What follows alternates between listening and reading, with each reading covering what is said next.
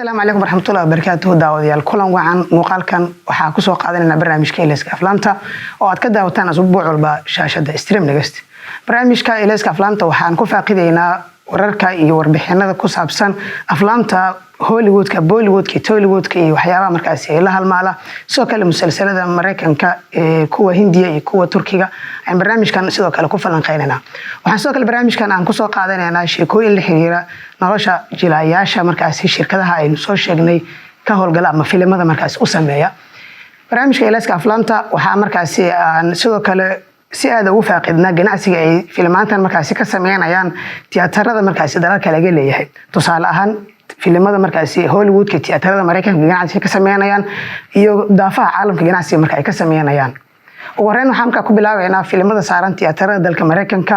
oo markaas ilaa iyo 5 filim markaas ay soo qaadan doono inkastoo marka ay badan yihiin. Filimka marka ugu horeeya waxa uu yahay filimka Spider-Man No Way Home oo asbuuciisii ugu horeeyay saaran tiyaatarada dalka Mareykanka. Filimkan waxaa markaas la soo fasaxay 2 bishan September waxaana haatan markaas uu tiyaatarada ka keenay lacag markaas aad u fara badan. Waxa uu ku furmay lacag markaas gaaraysa $6 milyan oo dollarka Mareykanka markii ugu horeysay maalinkiisii ugu horeysay waxaana asbuucii ugu horeeyay gudaha dalka Mareykanka uu ka soo xariyay $7 milyan iyo 600 oo kun lacagta dollarka Mareykanka lacag markaa ka badan. Sidoo kale suuqyada caalamka waxa uu ka soo xariyay lacag markaas ka badan $2 milyan iyo 600 oo kun. Waxaan taa markaa ka dhigan tahay in lacag markaa 12 milyan oo dollar in ku dhadhow markaas uu ka keenay isku darka gudaha dalka Mareykanka iyo daafaha caalamka. Filimka kale asagana markaas tiyaatarada Mareykanka saaran waxaa markaa uu yahay filimka lagu magacaabo Top Gun Maverick kaasoo asbuuciisii 14aad markaas saaran tiyaatarada dalka Mareykanka. Filimkan waxaa markaas uu gaaray rikoor markaas aan caadi ahayn isagoo haatan markaas kamid ah filimada lacagaha ugu badan ka soo xariyay dalka Mareykanka. Filimkan waxaa markaas la saaray shaashadaha dalka Mareykanka taariikhdu markii ay ahayd 27 May sanadkan 2022 waxaana ganacsigiisa guud ahaan dal iyo dibad marka la isku daro uu haatan si cagacageenaya 1.4 bilyan oo dollar oo waa u dhaafay guud ahaan malaayiinta. waxaana markaas uu ciirsanaya rikoorada ah in uu markaas saddexda sare uu ka soo galo filimada lacagaha ugu badan ka soo xariyay dalka Mareykanka.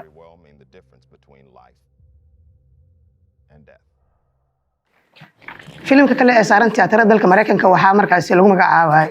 DC League of Super Pets waxaana filimkan tiyaatarada markaas Mareykanka la saaray 29 June 2022 waxaa markaas uu filimkan haatan tiyaatarada saaran asbuucii shanaad waxaana marka la isku daro dal iyo dibad uu soo xariyay filimkan 160 milyan oo dollar lacag ka badan. Bullet Train oo markaas isaguna kamid ah filimada tiyaatarada Mareykanka saaran waxa uu soo xareeyay lacag markaas gaaraysa 196 milyan oo dollar waxaana uu tiyaatarada saaran yahay asbuuciisii afraad iyadoo la soo fasaxay August 5 2022. filimka kale lagu magacaabo The Invitation ayaa isaguna markaas kamid ah filimada markaas saaran tiyaatarada dalka Mareykanka waxaana filimkan ganacsigiisa haatan uu si cagacageenaya 18 milyan oo lacagta dollarka Mareykanka ah waxaana tiyaatarada la saaray 26 August 2022 waxaa markaas uu haatan tiyaatarada saaran yahay asbuuciisii labaad isagoo markaas ganacsi fiican sameynaya. haddii markaa aynu soo aadno gudaha dalka Mareykanka waa dalka India iyo filimada markaas tiyaatarada saarana waxaa kamid ah filimka Equilibrium Returns oo markaas la soo gabagabeeyay ganacsiga tiyaatarada markaa uu ka waday. filimkan waxaa markaas uu ku dhameysanaya sida la sii qiyaasayo 40 karoor iyadoo markaas laga rabay in gudaha dalka India lacagta netka ah ama nadiifka uu ka keeno ay 50 karoor. taas darteed filimkan maadaama uu keenay lacagii laga rabay waxa uu noqday filim guul dareystay laakiin filimkan sheekadiisa iyo bandhiga ay sameeyeen jilayaasha markaa hoggaanka u haya filimkan hogaaminaya sida John Abraham iyo Arjun Kapoor aad markaas loo amaanay. filimkan waxaa markaas uu dal iyo dibad marka la isku daro soo xariyay lacag 67 markaas karoor ah waxaana marka aan u fiirin asbuuciis koowaad uu keenay 30 karoor asbuuciisii labaad waxa uu keenay 8 karoor asbuuciisii saddexaad wuxuu keenay 86 lag oo 1 karoor oo gaari waayay asbuucii afraad waxa uu keenay 38 karoor asbuuciisii shanaad waxa uu keenay waa caanaha asbuuciisii afraad wuxuu keenay 38 lag asbuuciisii shanaad waxa uu keenay 10 lag waxaana wadar ahaan markaas ay noqonaysa lacagta uu keenay 39 karoor 68 lag taasoo markaa ka hooseyso halkii la filayo ah 50 karoor. waxaana filimkan uu kamid noqday filimada tiyaatarada India ku burburay si kastoo ay markaas u lahaayeen sheeko fiican ama bandhig fiican jilaash sameynay. waxaa sidoo kale filimada la burburay kamid ah Raksha Badan oo Akshay Kumar uu hogaamiye ka yahay iyo filimka markaas Laal Singh Jada oo isaguna uu sameeyay ama uu jilaaka ahaa uu hogaaminayay actor kale oo Amir Khan. balse waxaa ganacsi fiican dhanka tiyaatarada Hindiya ka sameynaya filimka lagu magacaabo Kartikeya 2 kaasoo xitaa ganacsigiisa dibadda markaasi aad loo amaanay waxaana filimkan gudaha Mareykanka xitaa uu ka keenay asbuucii ugu dambeeyay ama sabtigiisii ugu dambeeyay 85,000 oo lacagta doolarka Mareykanka ah waxaana haatan markaasi uu gaaray 1.5 milyan oo lacagta doolarka Mareykanka marka la fiiriyo suuqyada Mareykanka lacagaha uu ka keenay horeyna waxa uu markaasi gudaha dalka Hindiya ka noqday filim guuleystay oo markaasi hid ah filimkan waxa markaasi agaasimaha ama directorka Jandu Modeti waxaana hogaaminayay Nikhil Siddharth iyo gabadha markaasi lagu magacaabo Anupama filimkan waxa markaasi uu gudaha Hindiya gobolada kala duwan markaasi uu ka sameeyay ganacsi aad u sareeya aadana loo amaanay filimada kale ee markaasi iyagu tiyaatarada Hindiya saaran waxa markaasi kamid ah filimka Cobra filimka Buji Ilara iyo filimka lagu magacaabo First Day First Show dhammaan filmadan waxay noqdeen kuwa ugu guuldareysay tiyaatarada oo waa fashilmeen waxaana muddooyinkii dambe tiyaatarada Hindiya markaasi saarnaa cadaadis ku aadan in dadweynaha markaasi filmada loo xumeeyo oo Twitterka iyo baraha bulshada marka ay soo dhigaan filimkan ceebihiisa uu markaasi ama koox u soo jeestay in filmada markaasi ay afiyaan ganacsiga guud ahaan dalka Hindiya dhanka filmadana waxa uu yahay mid aad u hooseeya dhibaatadaasna waxay haysataa guud ahaan koonfurta iyo waqooyiga dalka Hindiya haddii marka aynu ka soo tagno ganacsiga filmada ay sameeyaan wararka filimada ama aflaanta waxa markaas kamid ah nolosha jilayaasha gabadha markaas lagu magacaabo Amber Heard oo markaas ahayd xaaskii hore ee jilaaga lagu magacaabo Johnny Depp ayaa waxa la helay cadeemo markaas ku aadan in gabadhani aysan ahayn qof dambiilaawo ah oo ay markaas Johnny Depp ay xujeysay sidoo kale waxa markaas dambi baarayaasha ama ayraada ee abukaatiyaasha iyada markaas u dooday ay soo heleen email ay u dirtay gabar wariye ah oo sheekadeeda wax ka qoraysay waxaan emailka markaa uu dhignaa in gabadha journalist ah looga digayo in arrimaha la xiriira Johnny Depp iyo Amber Heard markaa ay soo fargashato gaar ahaan sheekada markaasi keentay in ilaa maxkamadda la gaaro waxaana cadeemahaas markii la helay ay gacanta ku dhigeen abukaatiyaasheeda iyadoo markaa la filay in dib loo furo kiiskii Amber Heard iyo Johnny Depp soo kale wararka filimada waxaa kamid ah filimka lagu magacaabo ama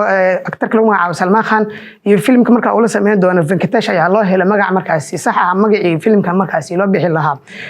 gabadha sidoo kale Tollywoodka ugu haysata dhanka aflaamta muddooyinkii dambe ama tirishada caanka ah ee Pooja H ayaa sidoo kale filimkan ku jirta Venkatesh walaalkii ayuu markaa u jilaya waxaana filimkan markaasi hogaamiye ka ah megastarka Bollywoodka ee Salman Khan filimkan waxa magaciisa laga dhigay Kisika Bai Kisiki Jan waxaana sidaan hore u soo sheegnay wajilaka ama hogaamiye Salman Khan soo kale gabadha filimkan tirishada ee Pooja waxa walaal u matali doona Venkatesh aktarka lagu magacaabo waxaana hore magaca filimkan inta magacan la siiyay ka hor waxa markaas loo qorsheeyay in loo bixiyo Kabir Diwali soo kale Bai Jan filimkan soo kale magacyada marka hore loo qorsheeyay kamid ahaa inkastoo ugu dambeyn hadda magaciisa laga dhigay Kisika Bai Kisiki Jan filimkan duubistiisa hadda way bilaabatay daawadayaal waxa sidoo kale la soo fasaxi doona ama la daawan doona dabayaaqada sanadkan dhinaca kalena filimka Krish 4 ayaa markaasi haatan wadada ku soo jiray iyadoo aktarka filimkan markaasi taxanihiisi soo bilaabay Heritage uu markaan qorsheynayo in doorka agaasimaha uu ka bedelo aabihi sidoo kale uu qof kale filimkan agaasimaha uu noqdo director uu noqdo filimkan qaybihiisa hore waxa director ka ahaa Heritage Roshan aabihiis Rakesh Roshan waxaana haatan Heritage markaa uu door bidaya in filimkan mas'uuliyadiisa directorka markaa uu ka wareejiyo aabihi maadaama waqtigii odayaasha markaa laga soo gudbay casri cusubna markaa uu doonay in filimkan markaasi loogu farsameeyo jilaaga lagu magacaabo Heritage Roshan soo kale Heritage waxa markaasi haatan laga sugayaa filimka Vikram Vedha oo uu kula xifaaqtamay shaashada jilaaga lagu magacaabo Saif Ali Khan soo kale waxa markaasi uu doonayaa xidigan in filmo badan markaa uu sameeyo muddooyinka soo socdo si uu markaasi shaashada ugu soo laabto filmadiisii ugu dambeeyay ee Super Tati war waxay noqdeen filmo guuleystay waxaana markaa uu doonayaa inuu guulihiisa meeshaas ka sii wado jilaaga markaasi lagu magacaabo Heritage Roshan kaasoo ay aad u xiiseynayaan taageerayaashiisa ama kuwa markaasi jecel filmadiisa markan haddii aan fiirino dhanka taxanayaasha ama musalsalada waxaan war cusub markaas idin kaga haynaa taxanaha lagu magacaabo Kardashilarim ama walaalaha taxanahan waxa markaas la soo fasaxay seasonkiisii saddexaad asbuucan iyadoo markaas lagu soo daray door markaas aad loo hadal heen doono inkastoo aan la carabaabin doorkaas iyo qofka markaas ama jilaaga markaas qaatay laakiin musalsalkan oo aad markaas looga xiiseeyay daafaha dunida gaar ahaan dalka aan markaas joogno Soomaaliya magaalada Muqdisho aad looga jecel yahay waxa markaas loo sugayay qaybtiisa saddexaad seasonkiisa saddexaad waxaana taxanahan seasonkiisa saddexaad markaas la soo fasaxay sabtiga aynu ka soo gudubnay ama 3 bishan September oo markaas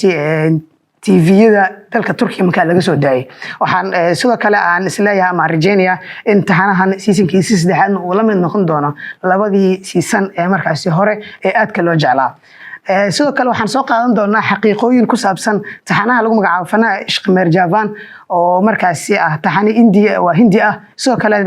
tviyada dalka markaasi ama tviyada markaasi Soomaalida aad looga daawado haddii markaan aan fiirino sidoo kale musalsalada Hindiyana waxaa markaasi aan soo qaadanayna xaqiiqooyin ku saabsan taxanaha lagu magacaabo Ishq Meerjaavan Fanaa oo markaasi laba season oo hore laga daawaday Soomaaliya iyo caalamka seasonkiisa saddexaad marka hadda uu socdo filimkan oo ay producer marka ka tahay gabadha lagu magacaabo Gul Khan soo kalena ay soo saartay shirkadda Four Lines Production waxaa markaasi hogaamiyalka ah Agastya Ibaki iyo Ishan oo markaasi ah qof isaguna Baki jecel filimkan sheekadiisa waxaa laga soo min guuriyay filimkii Dar ama taxanahan waxaa laga soo min guuriyay sheekadiisa filimkii Dar ee hore markaasi ay u sameeyeen Sunny Deol Shah Rukh Khan iyo gabadha markaasi lagu magacaabo Juhi Chawla filimkan sidoo kale xaqiiqooyinka ama taxanahan xaqiiqooyinkiisa waxaa kamid ah in tviyada markaasi India uu ku socon waayo seasonkiisa saddexaad laga bedelay sabab jira awgeed soo kalena barta internetka OTT markaasi lagu soo fasaxay haddii halkaas aan kaga soo gudubno sheekooyinkii aflaamta musalsalada ganacsigooda iyo wararkooda waxaan markan aan u imaanaynaa qaybtii ugu dambeysay ee sidee ku noqon kartaa jilaa fiican qodobka maanta aan ka hadli doonana waxa uu yahay sidee matalaada aad sameynayso run uga dhigi kartaa ama aad uga dhigi kartaa wax aad loo aamino oo realistic ah waxaa jira markaasi qodobo ku caawinaya iyo kuwo markaasi burburinaya in jilitaanka aad sameynayso uu noqdo mid realistic ama run markaasi u eg jilinka ama dadku waxay daawanayaan jilaaga ay daawanayaan waa sheekada ku dhex nool ama ay daawanayaan ma ahan qofka shakhsi ahaantiisa saas darteed in markaasi lagu rumeysto ama jilitaanka uu ekaado wax realistic ah waxaa marka hore daruuri ah ama waajib ah in aad ilowdo inaad tahay jilaa sidoo kalena aad matasho inaad jilaa tahay haddii markaasi aad